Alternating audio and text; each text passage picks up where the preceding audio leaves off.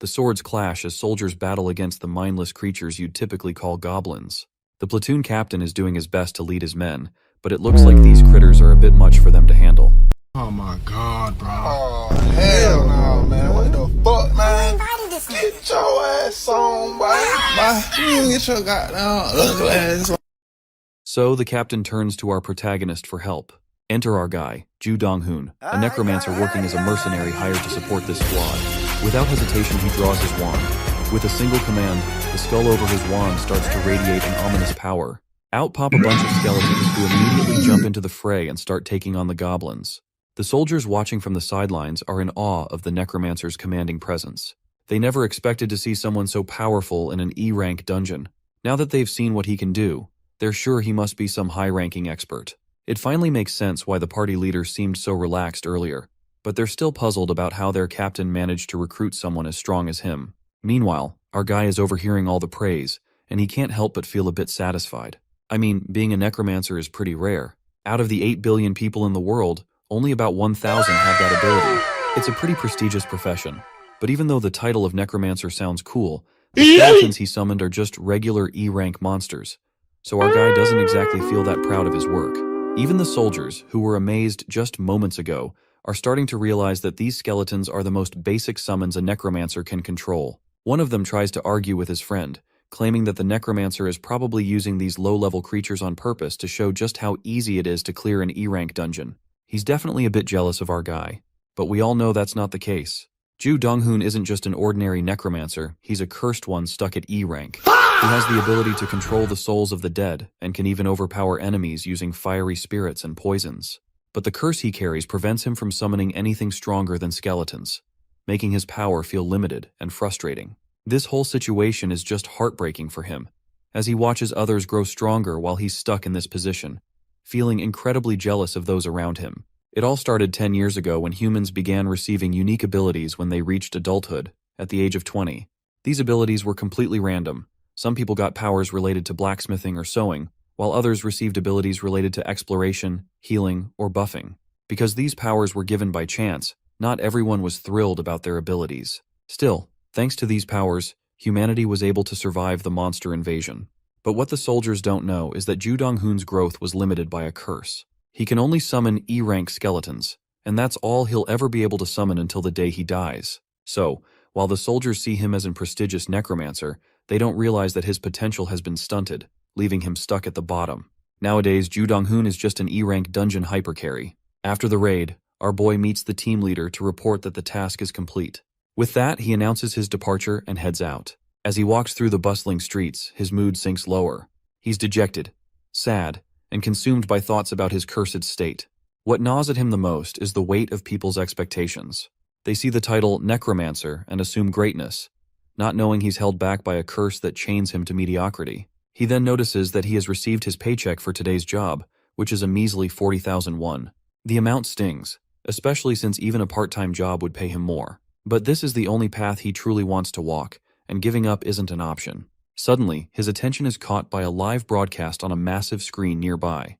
It's actually a piece of great news. Apparently, the Dark Lord, who cleared the Lunar Rift last time, has become a ranker in just 3 years of being active. With that, South Korea now officially has 37 rankers, placing it second in the world behind the United States. It's a huge deal, and it's a major milestone for the country. Not to mention, it's the first time a hunter has become a ranker in just 3 years, excluding the original rankers, of course. It goes to show just how powerful the abilities of a necromancer can be. Our guy listens to the news with a mix of regret and frustration on his face. While everyone is climbing the ladder, he is stuck at the low bottom. What makes it even worse is that the Dark Lord received his authority on the same day as our boy. To think that while Joo Dong-hoon is stuck as a cursed necromancer who can only summon skeletons, the other guy has already become a ranker. The jealousy and frustration burn inside him so intensely that it's as if you can see flames surrounding him. But he can't deny the reality. Even though he resents it, sitting still and doing nothing won't change anything for him. If he wants a different outcome, he has to take action. So he arrives at this remote place to train. He commands his skeletons, and they quickly appear, ready to fight. He only has 2 effects so far. Effect 1 consumes 10 energy to summon an ordinary skeleton, and he can summon up to 10 skeletons at once. Effect 2 allows him to name each individual skeleton. Dong-hoon recalls the day he discovered that he could name each skeleton. At the time, he was genuinely excited, thinking this might be the game-changing skill he had been waiting for. He believed it could unlock a hidden potential he didn't yet understand. But, as it turned out, he was just being delusional. Anyway, he walks over to his rattling skeletons, commanding them to stretch a little and work out those weak tendons of theirs. We then get an official introduction to Joo Dong-hoon's skeleton friends. It turns out that every time he summons them, he always gets the same skeletons. The one wielding a huge sword is Bony 1, the one with a long spear is Bony 2, and the one with a bow is Bony 3. Dong-hoon would always push them to train, hoping to make them stronger. And to his surprise, he did see some results. The skeletons, who once struggled to even handle a goblin, could now easily take on 3 at a time. But that was where the progress stopped. E-rank skeletons were still just E-rank skeletons. No matter how much harder Dong-hoon made their training, or even if he hired a C-rank teacher for them, they couldn't get any stronger than that. The reality was harsh. No matter how much he tried, they were stuck at their limits. While Joo Dong-hoon is drowning in his own despair, we notice a filthy orc lurking behind some bushes. As soon as Dong-hoon senses its presence, he turns around, and the orc steps out of hiding. The creature is massive, with sharp fangs that make Dong-hoon recoil in fear. He wasn't expecting to encounter an orc of all things here. The system chimes in, announcing that the skeletons are being suppressed by the presence of a strong being, and all their stats have been reduced by 20%. Dong-hoon is absolutely frustrated and terrified. The fact that this useless pile of bones is getting overwhelmed by an orc makes him annoyed. His sense of helplessness only grows as he watches the orc steadily approach him. The presence of this monster means one thing: there's a dungeon break nearby. A dungeon break is a phenomenon where a dungeon which hasn't been cleared properly breaks open, releasing monsters into the outside world. The orc raises its massive axe, and Dong-hoon quickly commands his skeletons to block. Bony 1 steps in just in time to take the blow, saving Dong-hoon from certain death. However, the orc easily yanks Bony 1 away, like the skeleton is nothing more than a paperweight. With that devastating hit, both Bony 1 and Bony 2 are down for the count, leaving Dong-hoon in a dire situation. Realizing things have become hopeless, he tries to dash away as fast as he can, but the Bony 3 steps in and strikes the monster with its arrow. While Bony 3 is loading up another arrow, Dong-hoon decides to summon more skeletons. With 70 energy remaining, he can summon up to 7 more boneheads to help him out. Dong-hoon summons 2 more skeletons and commands the trio to attack from a distance.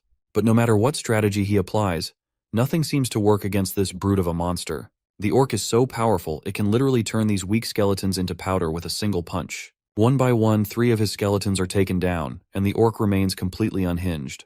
With the last bit of energy he has, Dong-hoon summons more skeletons, but the orc is more than ready to crush them. The situation is looking grim, and Dong-hoon feels like his end is near. He doesn't want to die so soon, but it seems like there's no escape. Just as he's about to lose hope, a particular system window shines brightly, glowing gold, like a glimmer of hope in his darkest moment. The notification reveals that Dong-hoon has triggered a hidden condition, something he never expected. It's a unique ability, one tied to cursed necromancers like him, and the condition is called 1000 Uses Rule. As the system announces this, Dong-hoon begins to radiate with this golden energy. The system further reveals that in order to upgrade his unique ability, he must summon ordinary skeletons 10,000 times. But that's not all. His rank has also been increased to D rank, and rewards connected to his new rank will be arriving soon. Dong-hoon's desperation grows with each passing second. He just wants the system to throw him whatever it can, knowing that he might not live long enough to use it later. He's pushed to his limits, and every instinct tells him he's about to meet his end. Finally, the system responds. It refills his energy, and his rank suddenly jumps from E rank to D rank. As soon as the upgrade completes, his skeletons begin to glow with a golden aura, signaling that they've gained new power. With this new strength, Bony 1 quickly draws his sword, stopping the orc's attack before it can land. This time, Bony 1 remains uninjured, unlike before when the orc had tossed him aside like a trash bag. Dong-hoon can't help but feel elated. Seeing his skeleton's new abilities gives him hope for the first time in a while. In order to check his new rank further, he immediately commands the system to summon more skeletons, and right away, 2 new skeletons appear, Bony 4 and Bony 5. Bony 4 is equipped with a sturdy shield, while Bony 5 holds a wand in his hand. Dong-hoon lights up like a kid in a candy store after getting overjoyed by the new additions to his army. The skeletons immediately engage the orc, working together with impressive coordination. The shield-wielding skeleton takes the role of tank, while the mage skeleton summons a massive torrent of fire and throws it at the orc. Bony 3, the spear skeleton, doesn't just stand by either. It charges forward and delivers the final blow to the monster. Together with their combined efforts, the orc is brought down, finally dead. Dong-hoon stands there watching in awe. Ever since he came to know that he is cursed, He had thought his life was screwed, but now, it feels like the gods have given him a second chance. Later we find Dong-hoon slurping down some tasty instant noodles, his attention fixated on his system stats. He can hardly believe it. To think that his abilities could actually grow, he had no idea this was even possible. But even now, he's unsure of what exactly he needs to do to reach C rank. Reaching D rank felt like a fluke, so the idea of advancing further seems almost out of his grasp. Still, he decides to stick to his usual routine of training his skeletons. The power of an intermediate skeleton is impressive enough, and Dong-hoon wonders just how much stronger they could get. The thought of his mage skeleton being able to spam blizzard spells fascinates him. He can also imagine his spear and sword skeletons becoming true masters of their respective fields. But only time will tell, and Dong-hoon eagerly waits for that moment to come. The next day, when he enters the guild's office, he notices a group of people gathered, chatting amongst themselves. Their faces are filled with concern, which immediately catches Dong-hoon's attention. As he listens, he notices one of the individuals wearing a green badge. It's clear from the badge that the person is a C-rank hunter, and Dong-hoon can't help but wonder why someone of that rank would be here, in a place like this. The boss quickly calls out to Dong-hoon, announcing that he has big news to share. The news is about the Parang Guild, established by the legendary Korean ranker, Gi Parang, known as the Fine Bow. Apparently, everyone in Korea knows about this prestigious guild, and it's well known for its skilled hunters. The boss explains that the guild is planning to explore a newly opened dungeon and needs porters.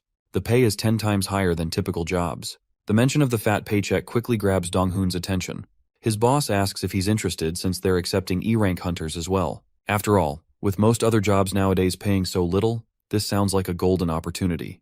Dong-hoon sees the potential in this job, but he's still unsure. He decides to first check out what kind of dungeon it is. His boss reveals that it's a newly discovered dungeon near Paju, and it's quite tough. In fact, 5 different teams have already failed to clear it. The number of failed attempts is staggering, leaving Dong-hoon shocked.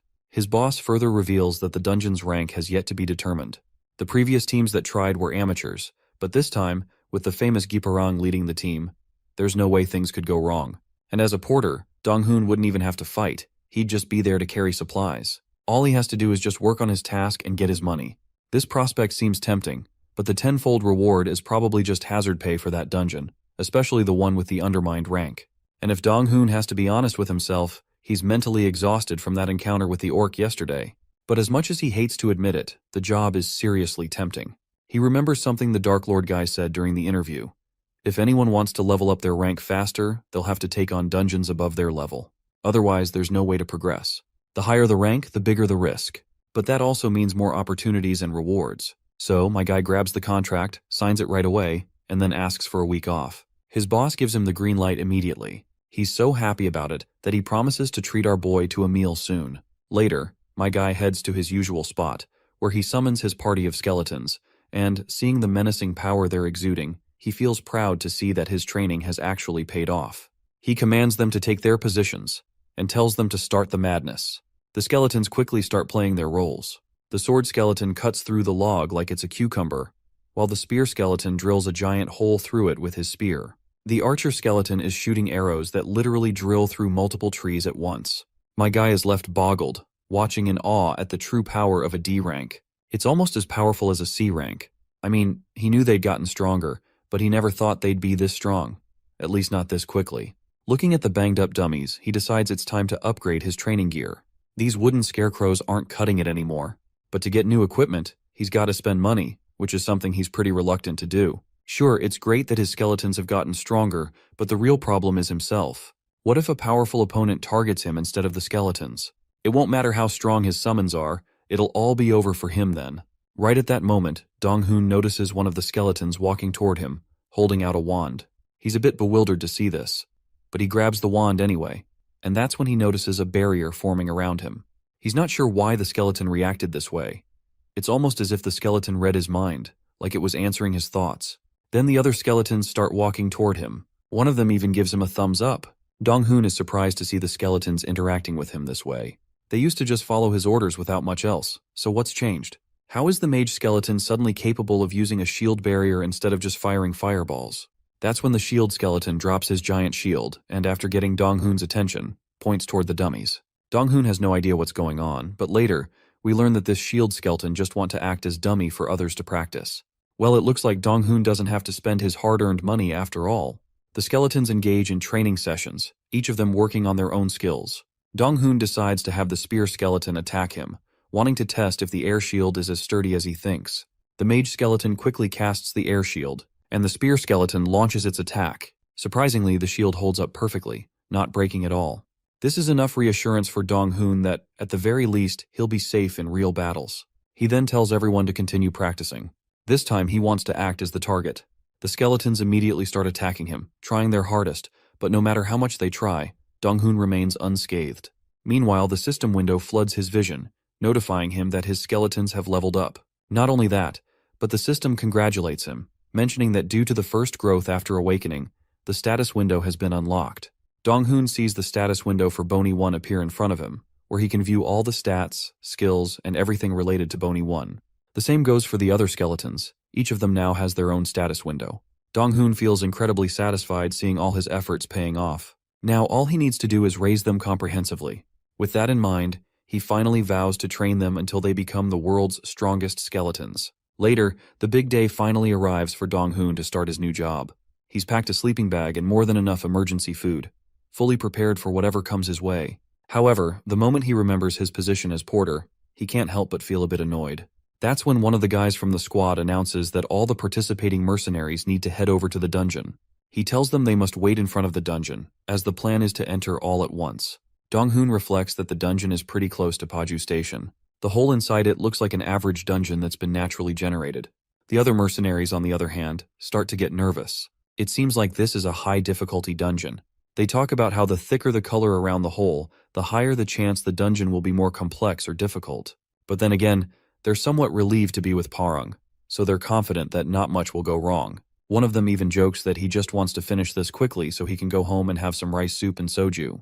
However, Dong-hoon doesn't seem to think that just being with a big guild is enough to keep them safe. You see, there are countless dungeons in this world, and just as many hunters who've gone missing in them. The scars and deaths often get overshadowed by the glamorous spotlight of the rankers. The number of lost lives is uncountable, yet the world moves on. But still, Dong-hoon is ready to go in, willing to put his life on the line and risk it all. Suddenly, he hears a lady calling out to him. When he turns around, she vanishes into thin air. He has no clue where she went, but he can hear her voice clearly. She finds it interesting that she can sense the energy of a D rank inside him, even though his rank plate clearly says he's an E rank. He asks her continuously who she is, but the lady makes it clear that he'll have to answer her questions first. She asks why he's hiding his abilities from everyone in Parang, and why he chose to participate as a porter. This is making Dong-hoon even more anxious. How could she know such small details about him? The mysterious lady, on the other hand, can tell that he's getting suspicious of her. She picks up on the look on his face. Finally, Dong-hoon musters up the courage to ask her if she's a spy who received acting classes. The lady finally starts appearing back, and it looks like she thinks of our boy as another spy sent by another guild. The moment he takes a full look at her, my guy is left absolutely awestruck when he notices a golden plate, which is only given to S ranks or higher. This means she's the #1 ranker among South Korea's 37 rankers. The Dark Empress, Gi Soil, Parang's guildmaster, and Gi Paran's only little sister. Thanks to her unique ability, she's the one person you definitely don't want to make angry. Although she looks quite scary, to think he would even get the chance to talk with that ranker he's admired for so long. Dong-hoon gets humbled and tries to humbly explain that she's misunderstood, because he's definitely not a spy from another guild. He's barely a D rank, and if it's a competing guild of Parang, it would probably be a big one. So why would they use a hunter like him? The girl goes quiet with a serious look on her face, but then she chuckles, and that chuckle turns into full-blown laughter as she apologizes, saying she was just joking. Her sudden 180-degree shift in mood catches him completely off guard. Why would someone of her caliber pull a prank on a nobody like him? It's clear that her presence commands attention, and everyone around is visibly awestruck to see her. Meanwhile, Dong-hoon finds himself buried in his thoughts again. Did she run a background check on him? He's starting to suspect she might have seen him training his skeletons. Something far from ordinary. Still, this feels like a once-in-a-lifetime opportunity for a ranker to notice him. She quickly apologizes for her earlier actions, admitting that she may have been a bit rude to him. She explains that she found it fascinating how a porter with an E-rank badge could manage to house 5 D-rank energies inside them. Well, it seems he's been caught, and he doesn't know how to counter this because, let's face it, she's absolutely right.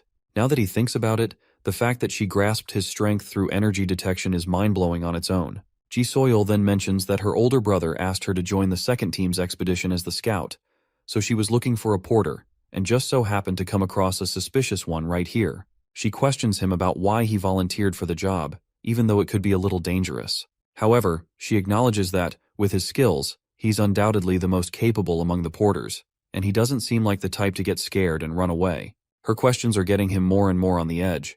But finally she drops the conversation, and given his skills, she promises him double reward once the expedition ends. This feels like an unreal dream to Dong-hoon. Not only is he getting a double reward, but he also gets to tag along with a ranker. He doesn't even hesitate before accepting her request because opportunities like this don't come often. Before we dive into this mysterious dungeon, let's break down how dungeon ranks work. Apparently, dungeon difficulty starts at 3 and goes all the way up to S. However, these ranks aren't set by any system. Humanity had to subjectively rank and quantify them.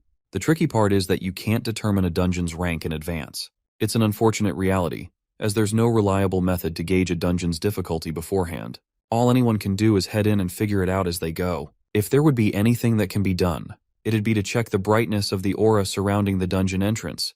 The darker it is, the more likely it's a high-level dungeon. However, even this method isn't foolproof. To standardize things, the association had to establish criteria.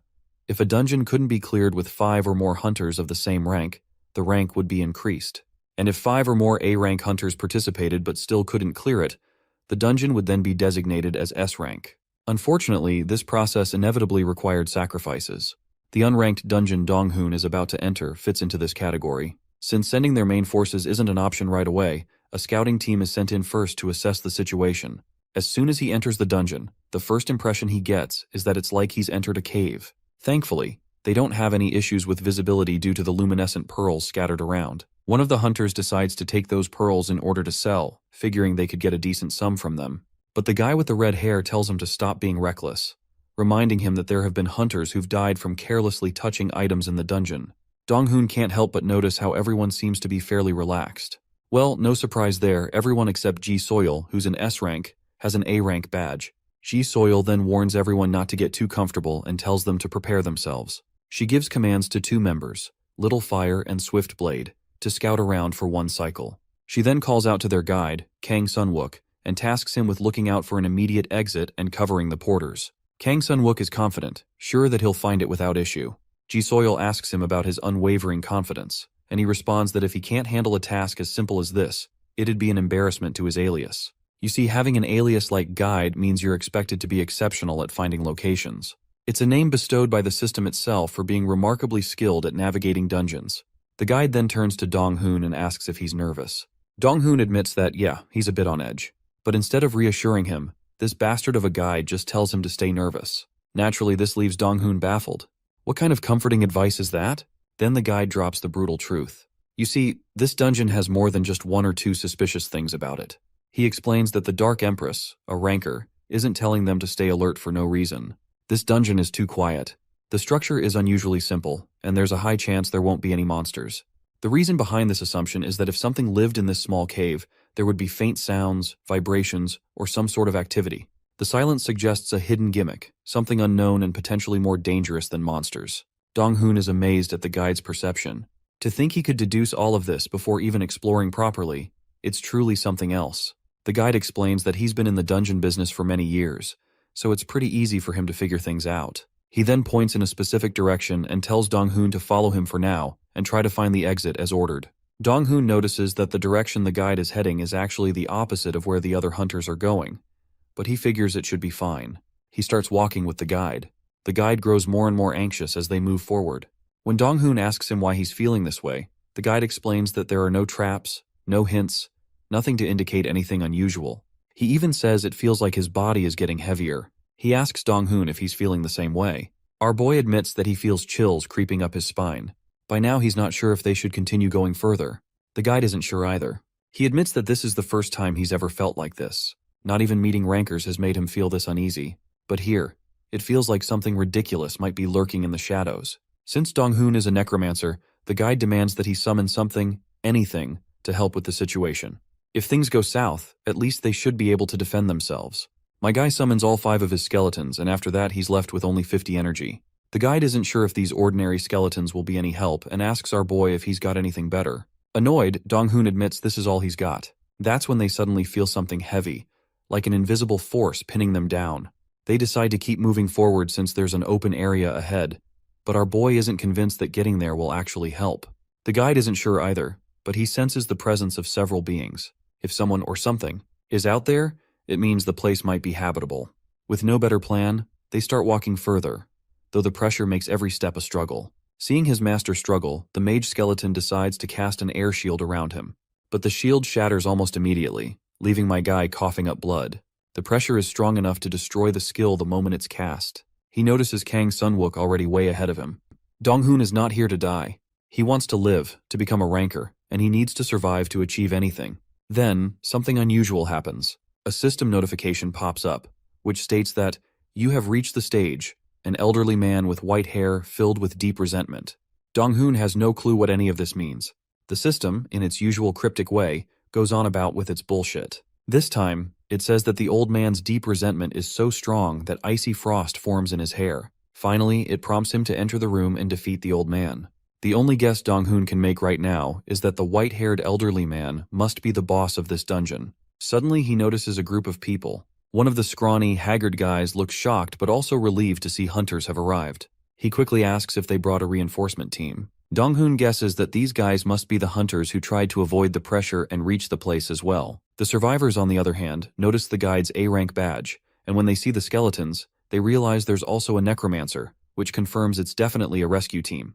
They all plead with our boy to save them and get them out of there, but first they ask for food or water because they're really thirsty. The guide decides to distribute the emergency food first. Dong-hoon, on the other hand, is slightly upset that the guide left him behind during the danger, but he figures he has to understand. That's how dungeons work. Once Dong-hoon hands over the water and supplies, the survivors finally drink and sit down to eat. As they eat, the guide starts questioning them about their circumstances and what happened here. One guy volunteers to speak on behalf of his team, showing his B-rank hunter badge because, among the survivors, he has the highest rank. He starts by revealing that this place is hell. He's been a hunter for some time, but has never encountered such a strange dungeon. What makes it strange is that this place has no exit. From the starting point, no matter which direction you go, the twisted cave always brings them back to this door. Then they were tightly bound by this aura that made it impossible to escape. Ultimately, all they could do was challenge whatever lies beyond that door, and nothing else. But the clear condition here is pretty insane. Apparently, there's an elderly man with white hair, filled with deep resentment, and he's impossible to defeat. Even if you're a B-rank hunter, you'll be like an infant before that old man. But the scrawny guy is sure that an A-rank hunter might make a difference, so he asks the guide to fight the old man and get them out of there. However, the guide isn't too confident about it either. Meanwhile, our boy wonders, if the boss is as strong as they say, how is everyone still alive? The survivor explains that the old man doesn't kill people. He just accepts challengers and conducts some sort of test. They don't know the exact details, but he simply subdues them painfully and agonizingly. And if does not see a worthy opponent, he simply throws the challenger out. But before throwing the challenger out, he tells them that they are not fit. That's actually pretty weird. To think there's a dungeon boss who doesn't kill people. Now that they think about it, it's a little strange. Because the old man is, well, an old person, meaning he's still human. This is the first time a dungeon boss has been a human since the world changed. Even Dong-hoon is shocked to hear this, and he isn't sure if the existence of a human boss is even possible. Whatever the case, they must open that door and complete the mission to find an exit. But our boy doesn't trust Kang Sunwook for this, since he's a hunter specialized in guiding only. Just as he's thinking about it, the Dark Empress arrives, followed by the other team members. Once everyone fills her in on the current situation, she decides to go in right away. Judging by their auras, she can tell that these survivors aren't doppelgangers or traps. It does bother her that the aura coming from the gate is so tense, but she can't just sit around and watch. All the survivors burst into tears of happiness as they hug each other passionately. She commands the porters and survivors to stay here while she takes care of things. Our guy is also feeling quite happy seeing this, because an S-rank awakener stands in a completely different realm from an A-rank.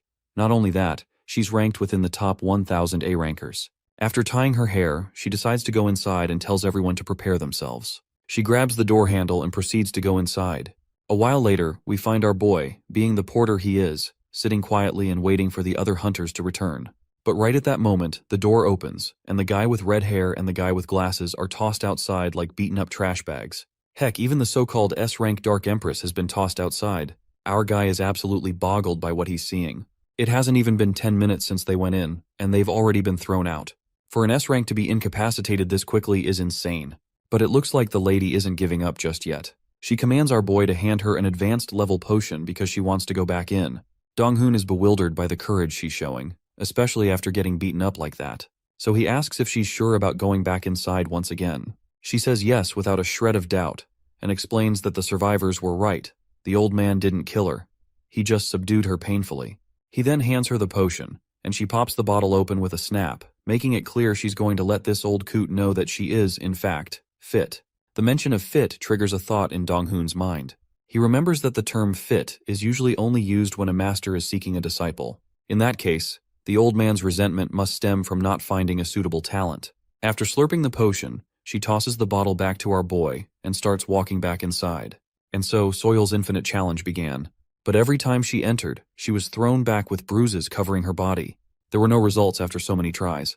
She was just starting to get frustrated and wasn't sure how much longer she could endure this. She has yet to figure out the main motive of this old coot and how this guy is not only a master in swordsmanship, but he's also good with a spear. She doesn't relent and continues this relentless pursuit in order to achieve victory. Meanwhile, our boy just sits there with a tired look on his face. As a day passes, his expression only grows more sour from all the shit that's been happening. 4 days have passed just like that, but she hasn't stopped challenging him. Every time she entered, the old man always had another trick to show her. Not only was he a master in spear and swordsmanship, but that old sucker even knew magic. Meanwhile, Dong-hoon knows they're in really big trouble. Even if Giparang came to help, the situation wouldn't change. He has a feeling that even 2 or maybe 5 rankers might not be enough to defeat the old man. After so many tries, she finally admits that the old man is indeed built different, but that doesn't mean she'll stop challenging him. Her relentlessness and dedication resonate with Dong-hoon, and he can tell that she truly has the mindset of a ranker. But even then, she is unable to clear the dungeon, and the survivors are already starting to struggle. This is just getting frustrated because sitting idle is not an option either. Come to think of it, all the hunters, including the guide, have gone through that door and come back, except for our boy, of course. He starts walking toward them, prompting the lady to ask if something's on his mind, to which the guy states that he wants to try going in as well. Of course, the Dark Empress is bewildered, and the others start mocking our boy. They find it funny that a porter wants to enter a dungeon where even an A rank failed. The guy with red hair even steps toward our boy and sternly tells him that since he's a porter, he'd better act like one and just carry the bags as he's told.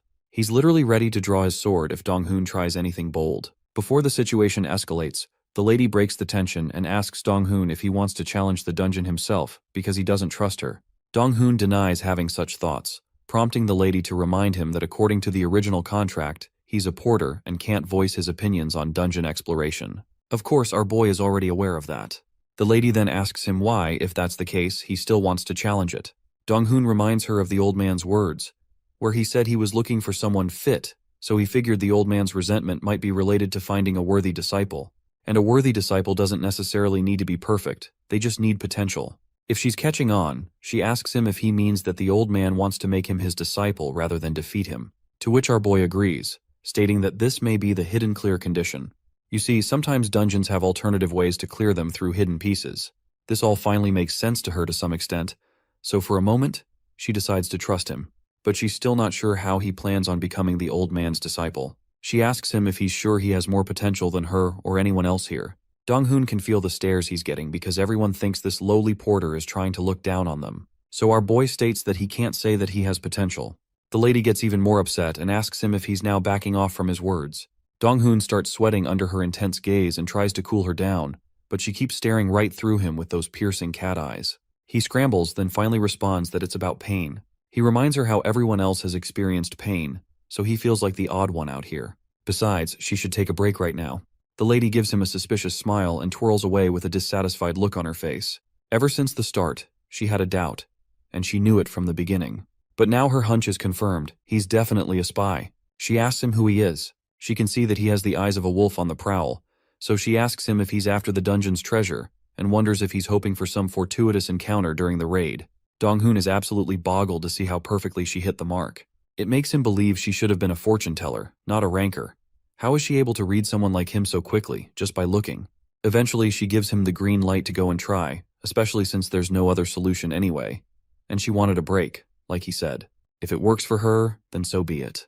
Besides, she's not one to talk, she failed after all. Dong-hoon is bewildered to realize that she's actually willing to let him go, and she further assures him to take his one chance. As you can see, the emergency rations are running out, and the rescue team isn't coming. This means they need to clear this dungeon as soon as possible. Our guy thanks her and bows his head respectfully. With that, he decides to get inside. As soon as he reaches the door, the system prompts him, asking if he wants to challenge the stage by opening the door. Of course, we all know what decision he makes. The door pops open, and the room is filled with darkness, along with the intense aura surrounding the place. The system tells him to defeat the old man. The old man shines brightly to the point that Dong-hoon has to cover his eyes. When he looks ahead, he notices that there's no one there. A force begins to pin Dong-hoon down, and he falls to his knees. The old man seems kind of annoyed that there's no one worthy coming here. First, it was that shabby girl, and now an even more pitiful fellow has arrived. He clicks his tongue as he delivers his judgment. Our boy isn't even worth looking at, and he should just get rid of this piece of crap. The old man's eyes gleam with a dangerous light, and Dong-hoon starts to feel the pressure building over his body. A golden system notification pops up in front of his eyes, telling him that he's facing the memory of a cursed soul. System also announced something about the hidden condition which has been achieved. This is the hidden condition for his cursed Necromancer trait. None of this makes sense to Dong-hoon. Meanwhile, the system continues to spout nonsense about how he has encountered a cursed soul's memory. A Necromancer ultimately commands the dead and encounters cursed souls with strong determination. The system congratulates him for unlocking a hidden skill, which is an S-rank skill known as memory recreation. Dong-hoon is in disbelief at the mention of S-rank skill, and for a moment, he wonders if he's dreaming. The system prompts him again, stating that he's using the skill known as memory recreation, which is an S-rank skill. Dong-hoon has no idea when he started using this skill, but now that he thinks about it, even though the old man said he would get rid of him, the old man hasn't done anything at all. Another system notification pops up, informing him that the system is recreating the memory of the cursed soul, master of all techniques, and he will soon be transported. A flash of light appears again, blinding him. When he opens his eyes, he finds himself in the middle of a blizzard, and standing across from him is the old man. The old man is going on about how there are no suitable candidates in this world, but it's too wasteful to just leave his powers behind. He finds his life quite meaningless. He had worked so hard to reach the level he's at now, but now he's forced to throw it all away. Meanwhile, Dong-hoon looks around in a frantic attempt to scan the area, but everything seems covered in snow. That's when his head begins to throb, and he starts to feel the emotions and memories of the old man. He hears how this old man calls himself a swordsman, spearman, assassin, archer, mage, buffer, healer, and more. He achieved all of this after mastering the flow of ki, and once you got a grip on ki, all techniques become one. Apparently, this old man transcended everyone and lived for a very long time. However, even ki couldn't stop him from aging. Dong-hoon just stands quietly behind the old man and hears him say how drinking cold water feels like swallowing poison. The once light air now feels like it's crushing him, aching to kill him. It's quite painful, agonizing, and he's thirsty. But he can't just die like this, and he wants to pass everything he has to his successor first. Finally, the old man drops to his knees, thinking that all he ever wanted was to find just one disciple to pass his abilities down to. He can't stomach the fact that there's no one with enough talent, and the idea of a single successor feels like nothing more than his meaningless greed. The old man is so desperate to pass down his powers that he's ready to sell his soul just to leave behind his complete self. With that, the old man collapses, and the system announces that the skill known as memory recreation, S rank, has ended. It seems that Dong-hoon has finally figured out what this place actually is. But before he can do anything, he feels that crushing force once again, which is trying to pin him to the ground. The system reveals that the master of all techniques is staring at him. He feels a sharp pain in his chest, but for some reason, a creepy smirk spreads across his face despite all the agony. It seems like he has finally figured things out.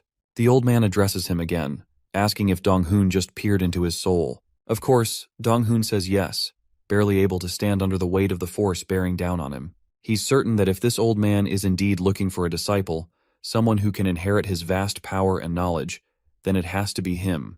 However, other than finding it somewhat interesting, the old man is sure that Dong-hoon is useless and lacks everything necessary to contain his techniques. He cranks up the pressure even more, leaving Dong-hoon begging for his life. Dong-hoon reminds the old man that if he continues like this, he'll never find a disciple and will remain a ghost forever, unable to resolve his resentment. People will remember him as a stubborn ghost filled with obstinacy and bullheadedness. But the old man is not here to take any crap and gets even more annoyed at this insignificant ant talking so big and feeling so full of himself. To drive his point home, the old man extends his hand, intending to break one of Dong-hoon's legs. But Dong-hoon does his best to resist and tells him to listen first. He reminds him that he's mastered every technique, while the people of this world struggle to master even one in their lifetime.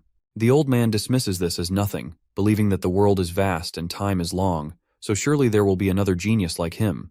But Dong-hoon points out the woman he fought earlier. He breaks it to the old man that the woman from earlier is considered one of the strongest in the world.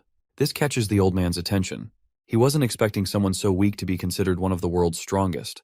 He questions how she could be one of the strongest with her lowly skills. My guy then challenges this old coot to look into his eyes, because he is determined that the old coot can tell immediately if he's being dishonest. Not surprisingly, the old man can tell that Dong-hoon is not lying, which is equally unfortunate. At that moment, Dong-hoon sees his cue and asks the elder if, since no one meets his standards, why not choose him as his disciple. However, the old man doesn't seem interested in taking him as a disciple. He had already thought of Dong-hoon as insolent, and now he sees him as shameless as well. The old man would rather teach garbage than teach Dong-hoon anything. Dong-hoon counters that the old man doesn't have to teach him anything directly. He then opens his system interface and summons all 5 of his skeletons. The thing is simple. If the old man does not want to choose our boy directly, these skeletons have even more potential to inherit his abilities. To convince the old man further, he points out how these guys don't feel pain, giving them more endurance than anyone else, and making them tougher because they're fearless too. The old man's face remains unreadable. After taking a closer look at these undead, he twirls around in the opposite direction, his presence still pressing down on our boy. The old man finds it amusing that the successor he's been searching for isn't human, but undead. He can definitely see their immense potential. They must have been exceptional warriors in life, and he's always wanted disciples like that. Teaching more than one might be tricky, but the old man is willing to make a compromise. The moment we've all been waiting for has arrived. The system confirms that our boy has finally fulfilled the hidden condition. A blinding light surrounds the area, and once again, we're in the middle of snowy mountains. The old man is ready to trust our boy's word, and the determination he sees in his eyes. But he wants our hero to promise that no matter what trials come, he'll inherit everything the old man has to offer, and leave a mark of him somewhere in this world. The system prompts him to convince the old man if he truly wants to claim all of his juicy powers. So, our guy promptly starts throwing out some cheesy lines, making it crystal clear that he won't miss this once-in-a-lifetime opportunity and that he'll inherit it all, no matter what. The look on the old man's face clearly states that our boy gets a pass. The system then further confirms that he has indeed successfully cleared the stage. After being accepted as the old man's disciple and clearing the dungeon, Joo Dong-hoon woke up to the sight of the harsh hospital lights. Beside his hospital bed was the Dark Empress herself, Gi Soil. It looks like she's been waiting for him to wake up for a while now. Dong-hoon tried to make sense of his current situation, still groggy from his bizarre experience. Gi Soil formally introduced herself as the Vice Guild Master of the Parang Guild once more, this time with an air of seriousness. She emphasized that she's also known by her alias, the Dark Empress, to intimidate our boy. He already knew all about her. What he can't think of is the reason why she's in his hospital room. After clearing the dungeon, he must have lost consciousness and blacked out. Gi Soil admitted that she was surprised to see Dong-hoon conquer an unclear boss. Who would have thought that a mere porter she picked up on a whim would be the one to do so? Her intense stare would surely freak anyone out. Composing himself, Dong-hoon asked why the Vice Guild Master of a major guild would personally come to find him. As it turns out, she's just curious how he cleared that absurd, unranked dungeon and what rewards he got from doing so. She wanted to know if their theory was right, and Dong-hoon really became the old man's disciple. Her questions are valid. She was supposed to take on the dungeon by herself. From Soil's perspective, some random guy who came along to carry their bags stole the achievement. He reckoned that a more violent and unreasonable ranker might have already beheaded him for stealing their prey. So before he answered her questions, he asked what the news articles were saying about the completion of dungeon exploration. She immediately sensed that he was worried about the exposure, but there was no need for that. They reported that the Parang Guild's advance team cleared the dungeon and had all the survivors sign confidentiality agreements. Dong-hoon beamed with joy after hearing that he wasn't shoved into the spotlight. He lowered his head and sincerely thanked the Dark Empress for not putting him in danger. She was surprised by how mature the porter was. Most hunters would kill for a chance to show off such an impressive achievement to the world. But Dong-hoon is more level-headed than that. For him, safety comes first, above all. She assured him that the reports were also for the sake of protecting the pride of her guild. No one would believe that a porter was the MVP of such a perilous expedition. An E-rank mercenary over a literal ranker. It makes sense. Parang Guild is covering up the results so as not to be embarrassed in front of the world. If he reveals the truth, he might get secretly assassinated for it. It has been 3 whole days since they came out of the dungeon. He has been unconscious for the entire duration. Nevertheless, he got his much-needed fortuitous opportunity thanks to Soil. He knew that babbling about the rewards could potentially endanger him, though. So he chose to play it safe and answered that he hasn't figured out what he got out of the clear yet, and he's going to need some time to give a proper response. He pretended to be sick and weak from the experience, hoping that Soil would be convinced. Dong-hoon also assured her that he would not run, as no hunter in the world could possibly escape the eyes of the Dark Empress. Surprisingly, she bought his act and agreed to come back to ask more questions once he sorted things out. And so, she exited the room, and he could finally breathe once more. Life really came at him fast in the past few days. He awakened after 3 years of toiling. He met a ranker and cleared a strange dungeon on top of that. If he ends up on the wrong side of Parang Guild, he'd be toast. On the other hand, this could also be an opportunity to build a good relationship with a powerful organization. Alone in the hospital room, the system prompts him to check the rewards for clearing the dungeon.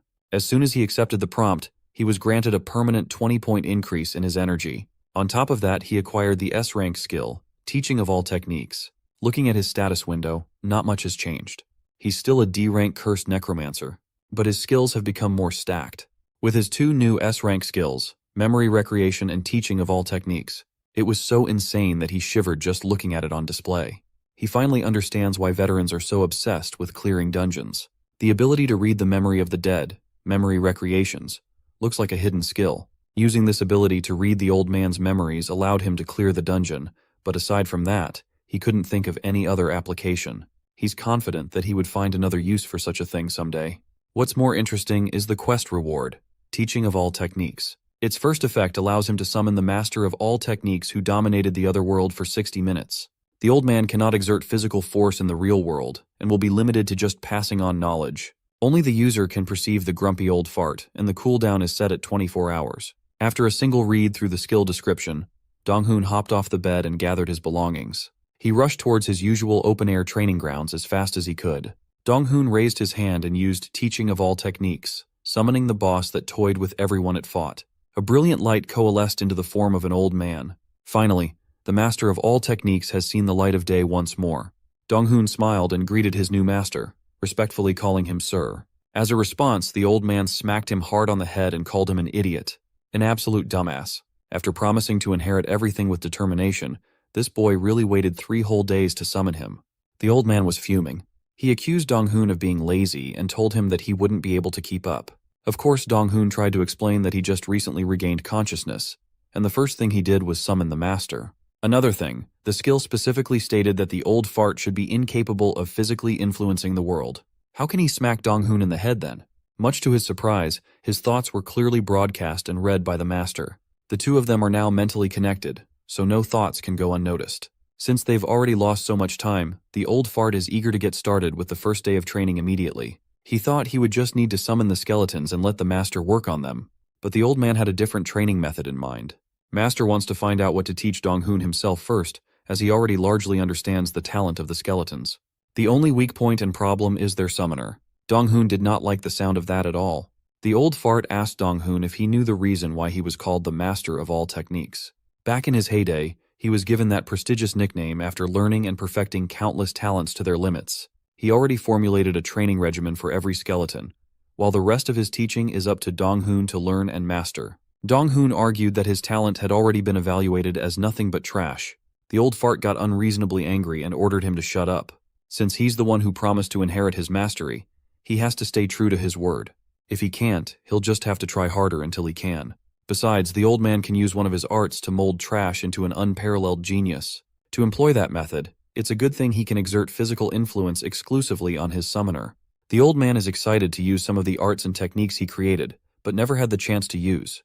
Hardened meridians can be opened with ki, and the young man's physique can be improved if massaged for 300 days. It will be painful, but that's when Dong-hoon's tenacity comes in. This is not going the way he expected this encounter to go at all. When he tried to slither out of the deal, the old man reprimanded him to shut up and be grateful. Back in his world, countless geniuses would kill for the chance to learn from the master of all techniques. They all wanted his grand technique of the celestial artisan. It's the art he created in his last years. Dong-hoon noticed some holes in the old man's reasoning, though. If he can turn trash into a genius, then picking a disciple shouldn't matter much.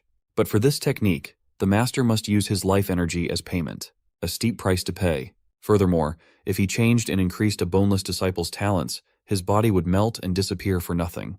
But now that he already died and is stuck in a spirit form, the drawback shouldn't exist anymore. So, Dong-hoon asked why the old man did not take any of the other people who tried to challenge him in the dungeon and just use the overpowered technique on them. That earned the young man yet another painful punch to the top of his head. That one was for asking stupid questions without properly listening to the master's word. As he previously explained, the grand technique of the celestial artisan is an art that turns trash into genius. It is entirely useless if not used on trash. It's only effective if the target is at the level of food waste. Getting called a food waste as a backhanded compliment was certainly something. Again, the technique won't work on people who aren't totally talentless. Their bodies have already been influenced by other energies, after all. Compared to those with some semblance of power, like the Dark Empress, Dong-hoon's body is very clean and incredibly weak. While he can summon the dead, his body is horrendously underdeveloped. Not only that, but natural-born geniuses are also more impressive than fabricated ones. So the old man tried his hardest not to go down this route. He originally intended to find a more impressive prospect, but now he's stuck with Dong-hoon.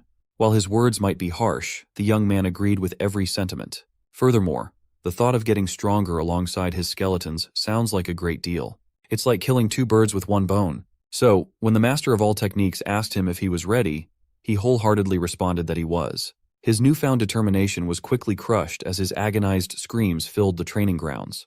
He tried to beg and tap out, but the old fart would not stop. He continuously pounded Dong-hoon's back with his fists, massaging his upper body with a flurry of blows. They haven't even gotten started properly yet, and he's already making a fuss. As the strange massage ramped up, Dong-hoon bit his tongue and tried his hardest to endure. If he wants to become a ranker, he must power through the pain.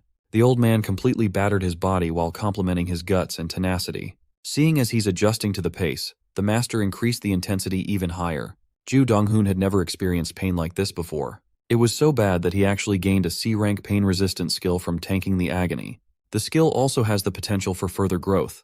With one final slap and shove, Dong-hoon coughed and collapsed onto the floor. The massage felt like forever, but it's finally done now. The old fart praised him for gritting his teeth and prevailing like a champ. Despite having trash talents, it's rare for anyone to be so resilient. If he continues with his desire to become stronger and maintain the mental strength to fight through constant torture, he might not be a lost cause after all. Beaten and broken, Dong-hoon asked if they were done for the day. Unfortunately, the summoning duration still has about 30 minutes left. The old man picked him up by his shoulder, not letting him rest on the floor after enjoying such a precious massage. The undead battalion is waiting for their leader to join the actual training. Dong-hoon surrendered to his fate with tears rolling from his eyes. This is his new normal now, and it makes him seriously consider ending it all. You see, the foundation of all professions is physical strength. It seems like the skeletons can build that strength even without muscles. The old man's first proper teaching is proper posture, the horse riding stance he frequently uses throughout his life. Human muscles are concentrated in the lower body, so making a solid base is the key to building strength and stability. Considering that his body had just been battered badly in the guise of a massage, Dong-hoon was struggling to maintain his posture. To make matters worse, the old fart singled him out for his lack of talent, but he immediately praised his tenacity once more. The master believes that the summoner should not be weaker than his summoned beings, so he must work doubly hard. But Dong-hoon could already feel that his muscles were torn and would need some time to recover. He couldn't help but feel like posture training was pointless and just added torture. Nevertheless, he persevered like he always did, and collapsed as soon as the master ended the session. That's it for today. For his assignment, Dong-hoon must do basic physical training every morning before summoning the master for the real deal. And so, the master of all techniques has been unsummoned, leaving the young man glued to the ground, trying to regain his breath. His skeletons looked at him with utmost concern. When Dong-hoon finally caught his breath, he turned to Bony One. He asked the skeletal swordsman to carry him. He can't even move a single muscle after the torturous first day. The very next day, Dong-hoon's first destination was the mercenary agency. As soon as he entered, his agent asked him to come to the front desk quickly. In the lobby were the last dungeon survivors that they rescued. The guys stood up and walked up to Dong-hoon, calling him Mr. Necromancer. They noticed that he seems to have changed a bit. He looks a lot more muscular and better looking. They weren't bullshitting either. Just one day after the massage and the training from the old master, he had already bulked up by a noticeable degree. His shoulders have also grown broader, and his skeletal structure has been altered. It's hard to believe that a 30-minute excruciating massage could lead to such significant changes. Anyway, he can't think of any reason why these hunters in front of him would come and look for the porter. One of the guys formally introduced himself as Kang Jae-ho, a C-rank hunter. He claims that Dong-hoon's actions and attitude back in the dungeon left quite an impression on him. Since they made it out alive thanks to Dong-hoon, he tracked the porter down to team up once more. To be polite, Joo Dong-hoon also formally introduced himself, fully disclosing that he's just an E-rank necromancer mercenary. Kang Jae-ho got straight to the point and proposed a business deal regarding another dungeon. They've secured permission to take on a well-known C-rank dungeon, and they want to hire Dong-hoon. They heard from the agent that he's struggling financially and is in dire need of a job, so it should be perfect. Dong-hoon looked at his agent like he wanted to murder the guy. All this dude does is sell him out to secure any job possible. He even aired out poor Dong-hoon's financial situation. But it's also true that he needs cash and fast. Jae-ho warned him that the dungeon they'll be taking on is a tricky one, even for a C rank. Still, it's worth a try. With some luck, they can reap some pretty valuable rewards. Recently, some parties even got a power potion to drop. Hearing about a power potion immediately raised Dong-hoon's interest. You see, a power potion is an incredibly rare dungeon drop, regardless of rank.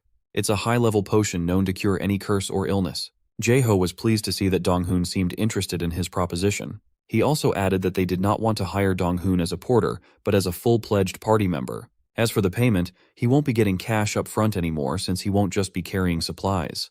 He'll be entitled to a fair share of the profit for loots. Hearing that he's finally being treated like a real hunter bewildered him. In his mind, he calculated the money he could make if a power potion were to actually drop. The market price for one of those things would be about 50 million won. In a party of 6, that would be roughly 833 million won each.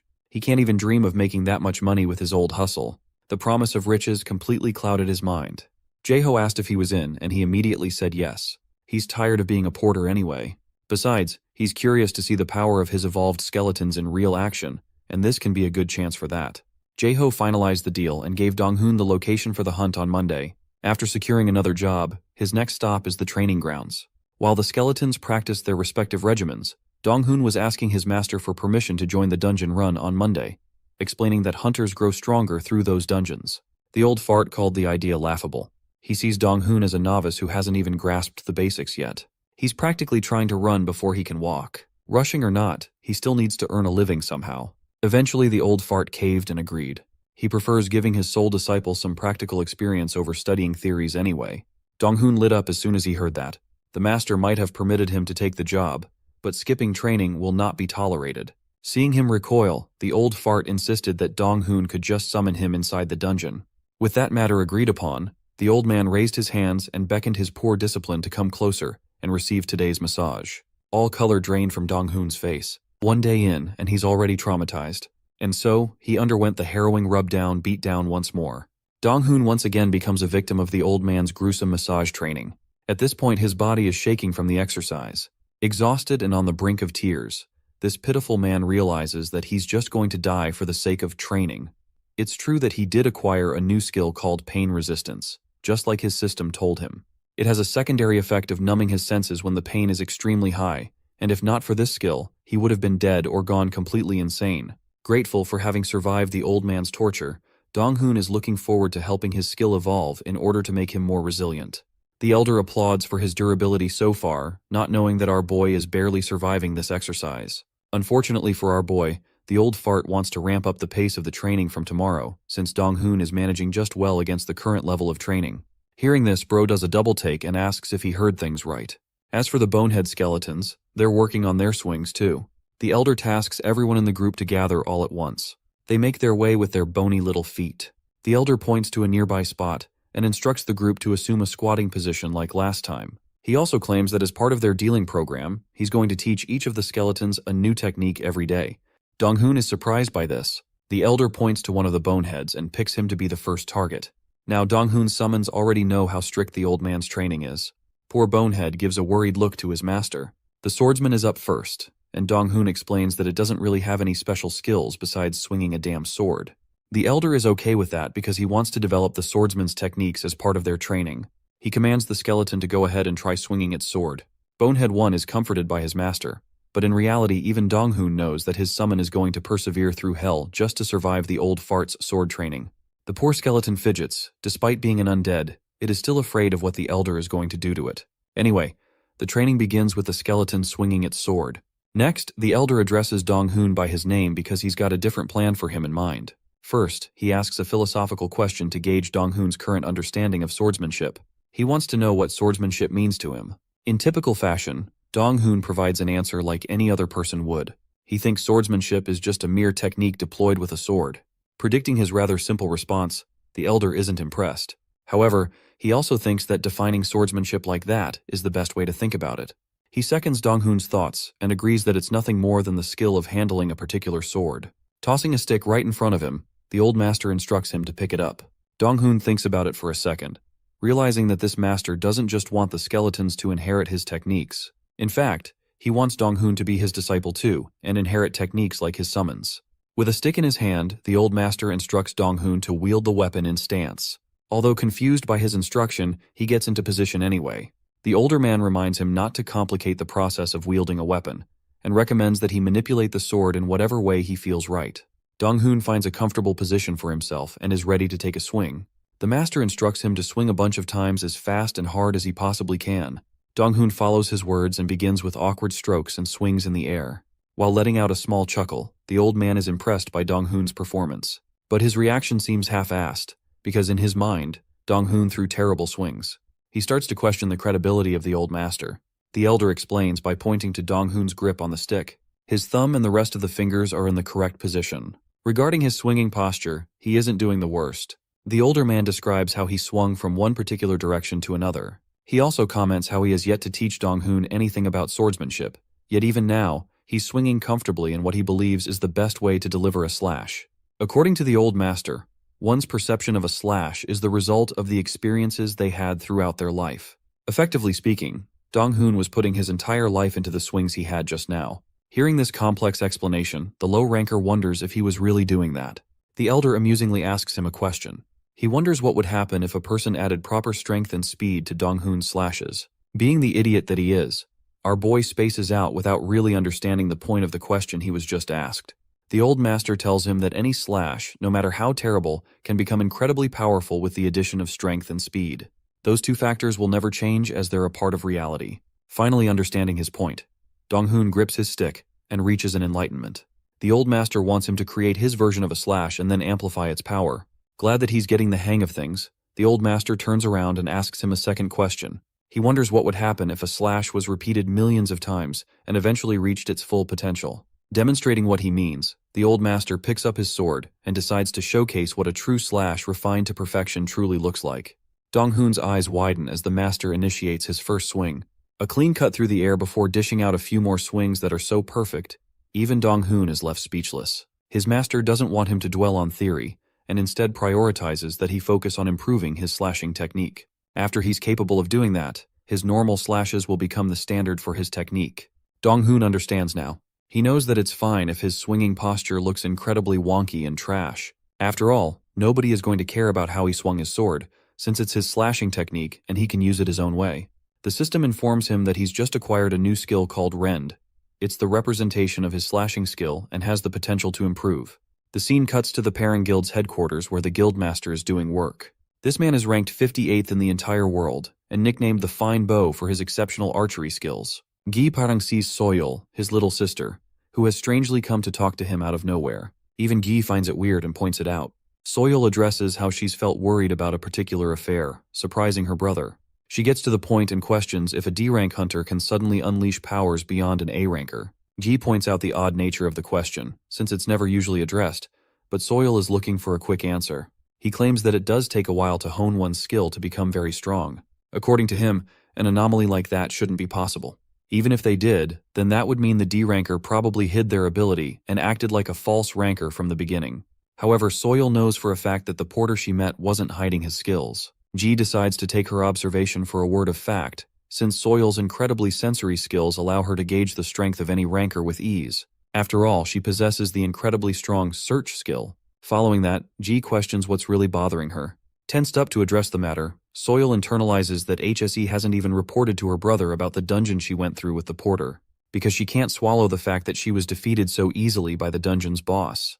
The old master inside the dungeon, his powers were remarkable, and beyond that of any hunter she had ever met. It makes no sense that a good-for-nothing D-ranker was able to overcome the impossible, the same situation that she failed against many times. She recalls their first encounter being a strange impression of him, and due to her personal curiosity, she offered him to become a part of the team for the raid. But the mere fact that he cleared the dungeon trumps everything. Dong-hoon already expressed that he's prepared to pick apart the details of what happened once he's ready, so Soyul is prepared to wait. Ji points out her silence and questions why she's smiling all of a sudden, despite her tense expression only a moment ago. He's become curious of his sister's reactions, especially since she has cared about nothing in this world besides holding her weapon and becoming the best. An embarrassed Soil decides not to reveal the dungeon situation and gets up to leave. As she's leaving, Ji teases her saying that it's okay to talk about it with her own brother. Let's explore Dong-hoon's side of things again. The party he was supposed to go on a raid with were waiting for him until he arrived. The fabled Necromancer kept his promise and showed up after receiving the details of the dungeon through text. Now, the funny thing about this dungeon is that it's ranked at level C. Their main objective is to eliminate the monsters as well as the boss. It doesn't seem like a complicated or difficult dungeon raid, which is exactly the suspicious part. Dong-hoon confirms that he's already worn sunscreen and brought ample amounts of water for the desert dungeon. Suddenly he notices something odd. His friend told him that there would only be a bunch of people, but it seems like there are more than before. There are also 2 girls who don't seem to be hunters. His friend explains that he invited 2 low-level porters and that it won't be an issue since he's already covered the cost. Dong-hoon is relieved and doesn't question it any further. He thinks it's reasonable to have porters to collect the valuables inside the dungeon. Since he's going up against a C-rank dungeon, he's a little uneasy, but ultimately thinks it's fine since his skeletons are capable of defeating an orc, which is supposed to be the highest D-rank monster. The party enters inside the gate. Now inside, they're met with a desolate desert, just like the details mentioned. The system warns him that he's going to endure a difficult environment, lowering his base stats by 10%. It's much hotter than the group initially expected. They'll have to endure it no matter what. Despite their reactions, Dong-hoon doesn't seem to be having a difficult time. He thinks he should be alright. After all, to him, it's nothing compared to the daily massages he receives from the old fart. Activating his summoning skill, Dong-hoon brings out the Bonehead party, each equipped with their weapons and ready to rumble. The Boneheads further add to the volume and size of the group. The other rankers are surprised to notice that his summons seem way stronger than last time. The leader of the party gains their attention and expresses the different types of monsters they'll be dealing with. Scorpions and snakes are on the list, scaring away a bunch of the hunters. But it's nothing to fear since they're no more than C-rank monsters at best. The leader explains that they need to follow instructions closely and do as they're told, as everything will be fine aside from that. And so they begin their agonizing walk through the desert, but it's already taking an effect on the poor rankers. The leader brings their group to a stop for a strange reason. After all, there's nothing in sight, so it doesn't make sense why they stopped. Suddenly one of them notices something. A scorpion's stinger bursts from under the ground and a ton of them come out to attack the humans. Preparing their swords, the hunters retaliate with their weapons and cut past the C-rank monsters. The leader reminds the group to focus and work on the task at hand. The group assumes battle position to confront the monsters. Dong-hoon witnesses the scene from afar. They're all going at it like crazy against the desert scorpions. He compares them to be just as powerful as the orc he faced. Dong-hoon calls out Bonehead number 5, the mage, and instructs it to cast an air shield around him. Heeding to its master's words, the skeleton creates a shield. Dong-hoon addresses the rest of them and raises his cane, ordering them to destroy the scorpions. Dong-hoon has secured his own well-being with the skeletons. The shield Bonehead plants his shield on the ground and activates the low-level skill Taunt. Dong-hoon orders the rest to defeat the monsters. The scorpions have been provoked and they're all targeting Bone 4. The swordsman skeleton raises his sword and connects its first attack. However, the sword can't seem to pierce the scorpion's thick defense. Still, the attacks aren't completely useless, so Dong-hoon prioritizes his summons to repeatedly attack the monster to eventually defeat it. The skeletons keep on rampaging with a flurry of their attacks. The spearman finally pierces its skin with its precise strike. Witnessing the scene at hand, Dong-hoon is delighted to notice that his summons are way stronger than he assumed. Even the group leader has come to impressively state how Dong-hoon's summons have become stronger. Dong-hoon claims that it's nothing noteworthy and he's just taking care of the trash since the main group already handled the scorpions. The leader pokes fun at him for being so humble like that. Dong-hoon internalizes that he's still a little suspicious about the way this guy is acting. Then there's another fact. The rest of the hunters seem so powerful that Dong-hoon's presence in the group wasn't really necessary at all. He's just an E-ranker after all, but they seem to know that he received the rewards from the high-level dungeon last time. It's only because of the confidential contract with the Parring Guild that none of them can address the topic or discuss the details with him. The only way to make a person talk and answer their questions is via dungeon exploration, where there isn't any kind of surveillance or monitoring for them to worry about, and it cuts out all troubles of evidence. Accidents are known to happen inside the dungeons. It's no wonder our boy is getting devious side-eyes from the rest of the group, as if they're all secretly judging him. However, it's just a theory, so Dong-hoon doesn't want to think too much about it. While he's thinking that, the leader of the party smiles, because he knows things are going as planned. Anyway, they eventually get to the temple of the ancient desert scorpion king. The system informs him that in order to break the seal, one person is needed as a sacrifice. The sacrificial altar requires 2 offerings. Now this is the scary part. Remember the 2 F-rank porters that were brought along? They're eligible to become a part of the offering, which is the scary part. Dong-hoon is shocked because this was conveniently left out in the dungeon details. The group leader's men act like they weren't expecting this at all. These assholes are in the full mood to use the porters as their chosen offerings at the altar. Frightened for her life, one of the porters requests the party leader's assistance. But this bastard is just like the others. He thinks it's suitable to use the 2 offerings as their plan. Horrifyingly and without remorse, he orders both of them to go up and become the victims. The porters lash out against the mercenaries for being crazy, but their leader doesn't care at all and recommends they just accept their way of doing things. Faced with this unfairness, they question why he's doing this. Then it hits them. It was this despicable man's plan from all along. He lets out an evil laugh, reminding them of the higher pay he promised to low-level porters like them. Bringing out his weapon, the mercenary thinks it's only necessary to pay a high price for receiving a high reward. Dong-hoon has been quietly staring at the scene. He thinks that if the party leader is acting like this without worry, it means he's more than confident that he can defeat Dong-hoon even if he tried interfering. The party leader commands them to just go up and offer themselves as a sacrifice. But one man steps up to their rescue. Our boy Dong-hoon has picked his side and decides to go against the group. The party leader is a little surprised that he turned out to be a pure-of-heart person, even mocking Dong-hoon for playing a hero. Our boy doesn't care for insults and demands to know his goal. After all, there's a reason he was brought into the dungeon in this elaborate plan. The party leader is glad that he's not as clueless as he looks, while Dong-hoon gets pissy and demands an explanation. The man decides to get straight to the point. He wants to know about what happened with the high-level dungeon, and he had no way of knowing how, so he happily manipulated him into entering the dungeon. Surprisingly, he promises Dong-hoon that they don't have an objective of killing him or fighting him. There's a reason they revealed their true self, and it's because they wanted Dong-hoon to pick a side.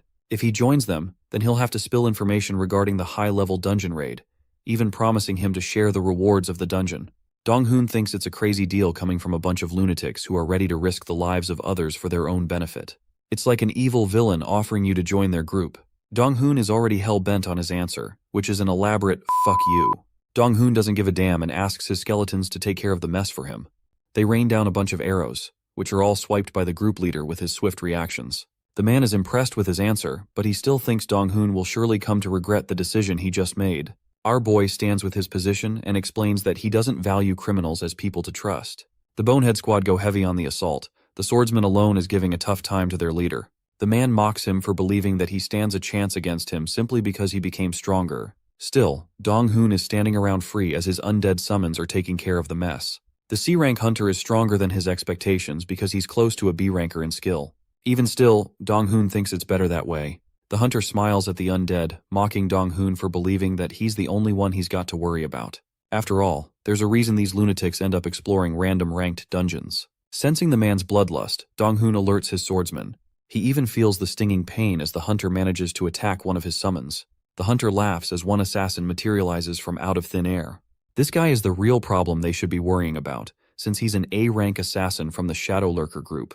The assassin turns to ask if this dude is really the same guy who cleared the high-level dungeon not even Gi Soil could. Dong-hoon is looked at like a weakling, but what he's really worried about is the presence of an A-rank hunter, as if things weren't the worst for him already. There's no way out of this mess, and while he lasted for a couple of while against B-rank hunters, this guy will prove to be really troublesome with his intervention. Suddenly, one of the porters decided to help out Dong-hoon. They're really sorry he has to face unnecessary pain and risk his life for their sake. Looking at their sad and innocent expressions, Dong-hoon wonders why they have to go through something so cruel and become the sacrifice. The situation frustrates him, and in a way, only strengthens his resolve to save the porters. Even if the A-rank assassin is standing before his summons, Dong-hoon is prepared to do whatever it takes, especially because he's got a cheat code. Bro pulls up his master who is so strong that even A-rankers are nothing to him. Activating the skill, he calls forth his master, but the assassin and other B-rankers seem to take this matter lightly. The old man assesses the situation and claims that he predicted this would happen. Dong-hoon is in a tight spot and wants immediate advice. But even his master is like, "This one is on you, because you're definitely getting squashed by these guys." Dong-hoon is begging him to give him a hand, since his death would mean he won't be able to succeed in his master's goal either. The elder doesn't care, and believes that he should be the one who should be annoyed with him instead. After all, despite his capabilities of mastering every technique, he can't overcome the impossible. The assassin takes it nicely with Dong-hoon and simply asks what he gained from the dungeon. Dong-hoon comes to a stop and realizes that these guys are actively looking for the reward he obtained from the dungeon. When he understands that, he realizes that there just might be a way out. All of this is just a means to intimidate him and become the one to control the situation. After all, they'll face much trouble if he doesn't share what he found. The elder reads his thoughts and realizes what his disciple is about to pull off. Dong-hoon gains their interest by talking about the reward. The assassin confirms that he's just interested in hearing about the reward, the same reward not even the bitch Soil couldn't accomplish. Deciding to spill the beans, our boy claims that he's got no options facing an A-rank hunter. The assassin puts his weapons aside, believing that Dong-hoon is making the correct choice here. The trash necromancer claims that the only way he's going to tell the assassin is if he takes care of the B-rank hunters who betrayed him, because he's so angry and hateful of them that he isn't going to talk until he beats them. Saying that, Dong-hoon prepares his boneheads and asks the assassin's opinion on the deal. While physically peeved by this offensive offer, the assassin thinks for a second. While Dong-hoon claims that he suffers from a severe case of his pride, and he can't glance over what his fellow hunters just did to him. Unable to parse through his plan, the assassin questions his motive. Dong-hoon waves his hand and reassures the assassin that there's just no way for him to escape, and even if he was plotting something suspicious, he would immediately be caught by the A-rank hunter. The assassin agrees to his persuasive remark. Now it's the B-rank hunters who are on the back foot, because Dong-hoon has just convinced their best weapon to his side. He expresses how he's already prepared to die. After all, there's just no way to survive the wrath of the shadow lurkers. The B-rank leader gets agitated hearing his every word. Dong-hoon claims that he just wants to kill them, and then he's ready to meet any fate. And if the assassin can't accept this deal, then he's fine with his life being taken anyway. He even threatens to end his own life with one of his bonehead swords. It's funny because you can literally see him being scared shitless, as well as the bonehead. The assassin stops him from taking such a step, and even shuts down the B-ranker leader. He's prepared to give Dong-hoon 30 minutes to handle them, but in case he pulls off something stupid, then he promises to torture Dong-hoon a fate worse than death. It's a terrifying offer, but it's the only chance our boy needed. Dong-hoon is given 30 minutes to get his business done. The situation has turned in the favor of him, and against the bastards who betrayed him. The B-ranker leader questions if he can truly defeat him, but our boy is simply confident in the Bonehead Squad to take care of things for him. The elder is glad that his disciple created a unique setting for him, and now even offers to intervene in the battle. He wants Dong-hoon to use this as a practical training experience and asks what will be done with the assassin in mind. There's the obvious fact that if Dong-hoon doesn't preserve his strength for him in the end, he'll end up completely exhausted. The elder confirms that he's got to preserve strength, and he's prepared to lend him a strategy to be used against his enemies. Dong-hoon orders the Bonehead Squad to take down the B-rank party. They unleash their coordinated attack upon the shitheads. The skeletons are evenly matched in combat. The arrows are proving to be troublesome for the B-rank leader. To top it off, the mage Bonehead decides to activate the fireball spell, unleashing an explosive fire attack upon those poor souls. Even the hunters are shocked that skeletons can somehow learn spells and use magic now. Bonehead 1 with his sword advances full force to combat the leader. His tiny little daggers are no match for his powerful slashes. To the point the daggers are broken, cornering him further. The skeleton kicks him with a very strong forward kick. The assassin observing the scene notes how every single movement of these monsters are precise. He can't believe it, but Dong-hoon is actually taking the upper hand in the fight. Suddenly, the A-rank assassin senses something. He can't believe that he's sensing a presence at the dungeon entrance when they should be on the lookout. Dong-hoon stands before the defeated B-rank scumbag. Now with no other options, he begs for his life like a pathetic dog. The elder thinks that it was an easy fight but gained him good experience. The actual combat will begin when he faces the assassin who is watching them. The elder thinks he's overestimating his capabilities, since it will take everything in his arsenal to bring down a threat like that. With resolute confidence, our boy shouts that he's already placed it on the line. Then he instructs Bonehead 1 and suddenly senses the presence of a person drawing near from afar.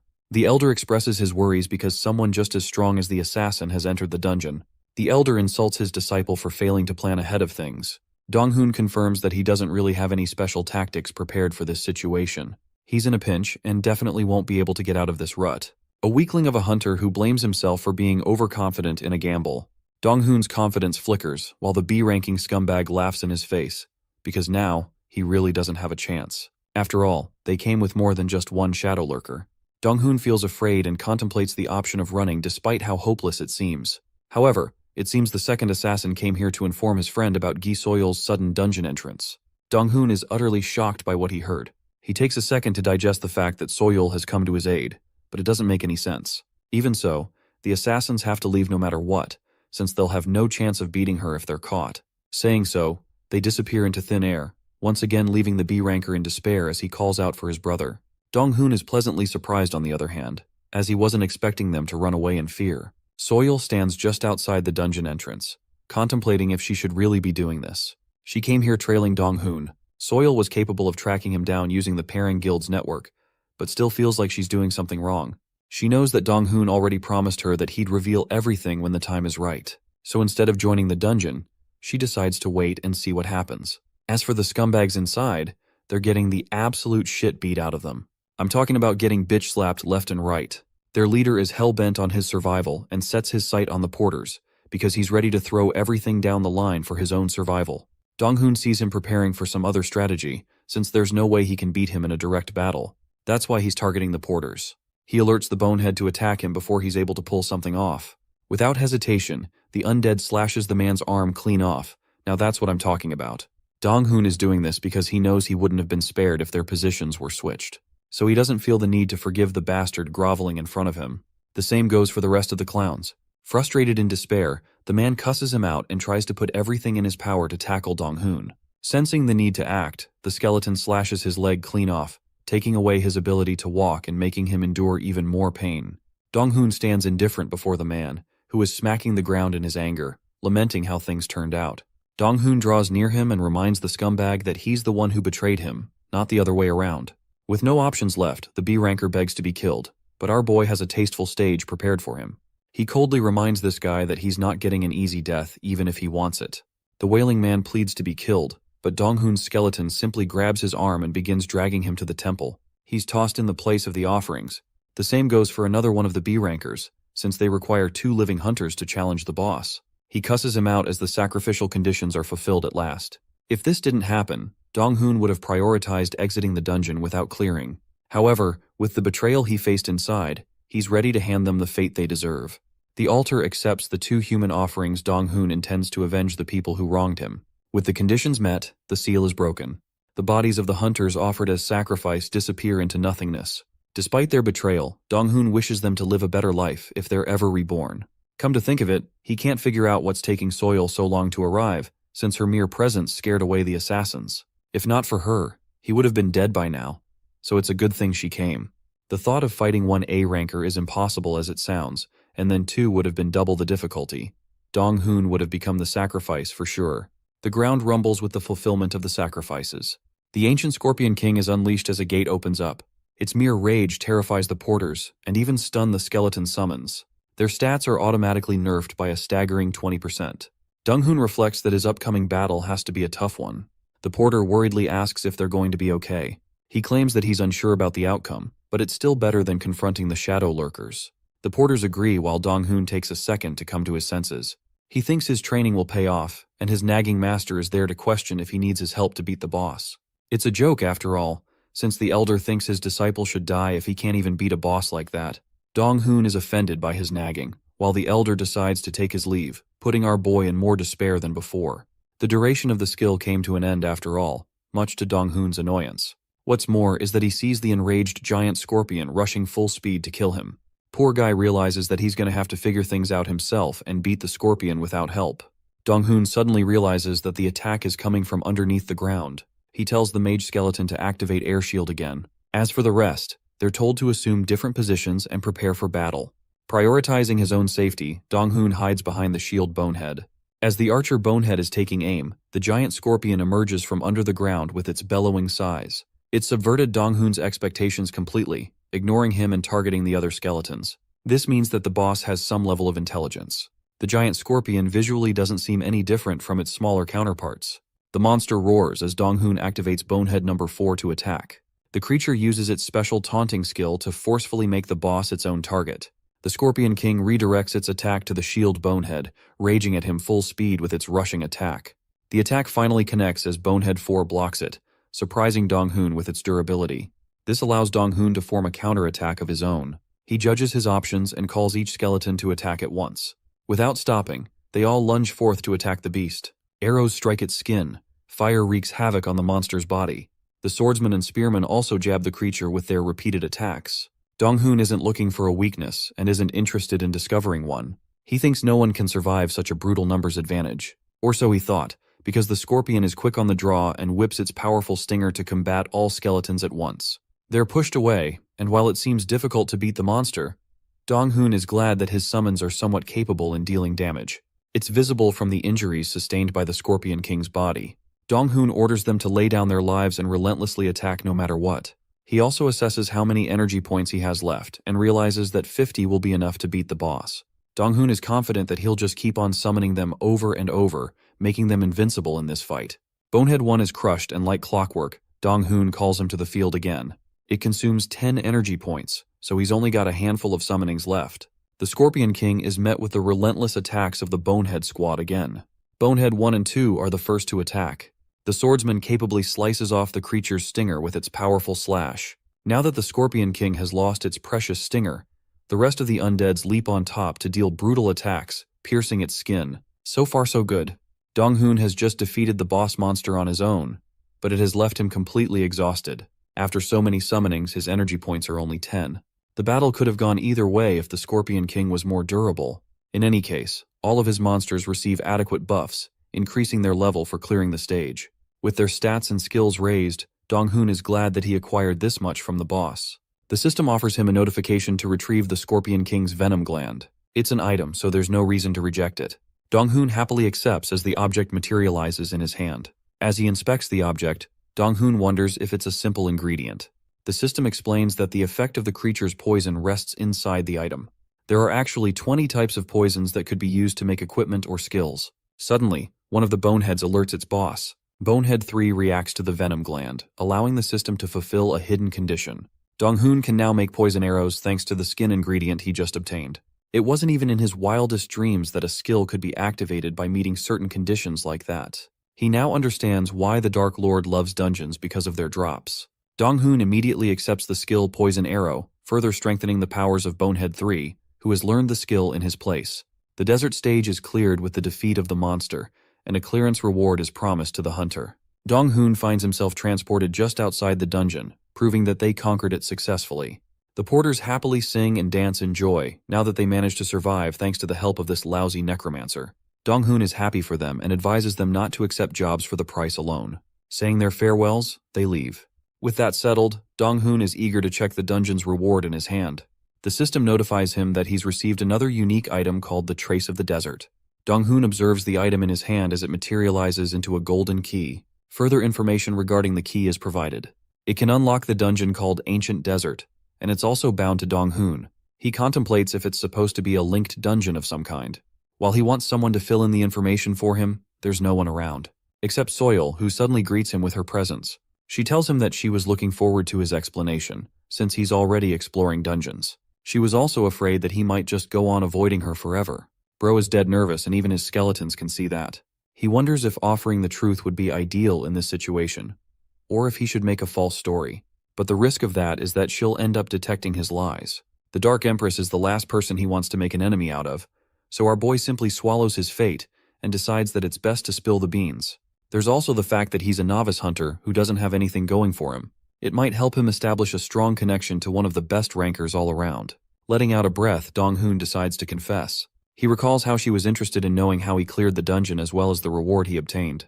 Dong-hoon is prepared to say everything for one condition. Soil is all ears, up until he requests her to protect him until he can become even stronger. It's an odd condition, which prompts her to ask if he's supposed to pay some kind of debt.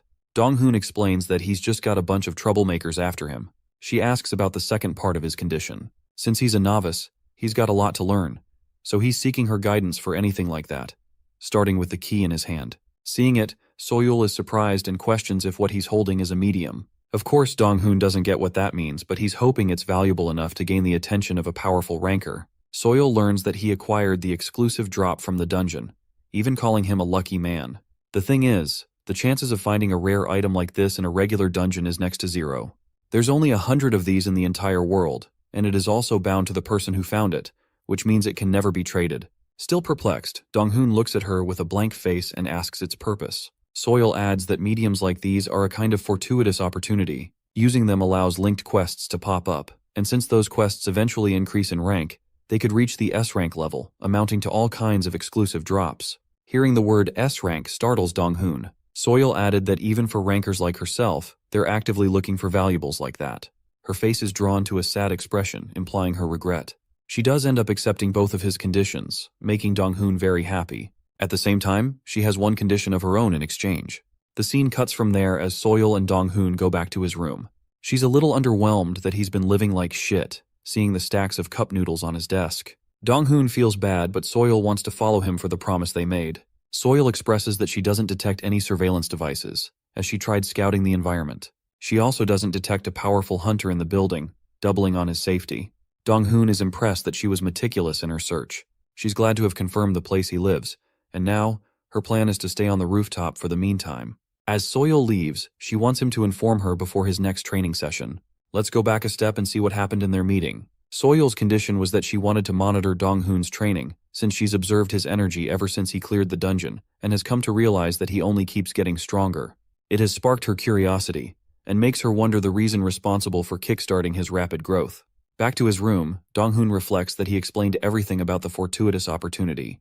That means, he told her about the old master who is currently training him vigorously in all kinds of ways. There's only one problem now, those being the terrifying group of shadow lurkers. They'll definitely be on the hunt for their missing target, but Dong-hoon is prepared to give them hell when that time comes. The following day, the old master smacks his body with his painful and powerful palms. Dong-hoon has to bear the brunt of this brutal training, while the elder explains that his body is slowly getting used to it, and that means he should boost the intensity. Poor guy has to eat so much pain and calls out his master for straight-up assaulting him with violence. The elder calls him out for defaming his grand technique and severely making a mockery out of it. Filled with terror, Dong-hoon realizes that he phenomenally fucked up and has earned the old man's rage. The master keeps on battering him as he wails in agony, while Soil watches the scene. The system informs him that his pain-resistant skill has jumped up a level. His destroyed body rests before Soil, who is surprisingly calm. She tells him that despite seeing his training, she literally can't fathom its purpose. The fact that he's been going through this kind of training boggles her. Despite his explanations, Dong-hoon expresses that Soil shouldn't be able to see the old man regardless. She also can't follow along with the training because of how unique it is. The elder calls his weakling disciple to get back up since they've got 30 minutes to spare in training. Bro is defeated but realizes that he doesn't have any excuse to escape his wrath. Regarding the skeletons, Bonehead number 2 trained yesterday, allowing Bonehead 3 to switch in. The skeletons are consistently becoming stronger with every passing day, the only problem being that as much as they grow, the more Dong-hoon has to learn in their stead. Commanding open the status window, he sees all of his stats. Pleased with the recent developments, Dong-hoon is happy. Bonehead 1's /skill, Bonehead 2's thrust, 3's shot, and 4's block. He has so far learned every one of their skills, except for the mage, Bonehead 5. In order to learn its skill, Dong-hoon has to first understand and learn how to use ki within his body. The elder inscribes a circle into the ground and instructs him to sit crossed-legged. Dong-hoon does as he is told and simply sits down while awaiting further instructions. The elder orders him to recite the formula of the Great Blue Heart technique from last time. However, he is also instructed to focus while reciting the formula, allowing formless energy to pass through. Closing his eyes and intensifying his concentration, Dong-hoon recites the formula. In his thoughts, the elder explains that the breathing element of the technique is perhaps the most important. After all, if one can't sense Kai, then there's no choice for him but to receive the elder's beating. Bro realizes the stakes at hand and heightens his concentration even more. In his meditation, Dong-hoon desires to become stronger and is willing to endure anything it takes. The scene switches to Soil, who is glancing around at the rooftop. She wonders if it's really true that he's become the student of the old master, the same master who defeated her countless times with ease. She remembers his harsh words. Soil thought the fortuitous opportunity must have been the reason, but the reason behind Dong-hoon's strength is his ability to endure painful training every single day, to the point his bones are being rearranged. She acknowledges his skill, and feels as if there isn't any choice but to observe him. After all, the elder she faced is always beside him. Soil has gained a unique thread of hope, believing that she'll become stronger just by watching him train. Speaking of our boy, he's resting as we speak, while Soil anticipates how much he'll grow in the future. Now let's talk about the villains and head over to their headquarters. The Shadow Lurkers learned that Soil's interference caused the previous mission to fail, which is why they need additional support.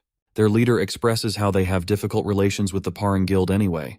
This man is Nick Jahan, notoriously known as the Hellhound, and ranked one of the best in the entire world. His underling apologizes for failing the mission before Soil's intervention.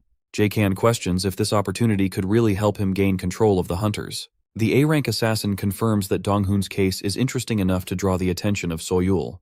Jae-kan confirms that it's indeed interesting, and snaps his fingers, calling forth his secretary. He learns that they're booked for the next month to come, and asks for Dong-hoon's rank. After coming to learn that he's just an E-ranker, Jae-kan feels like there won't be any trouble in handling them.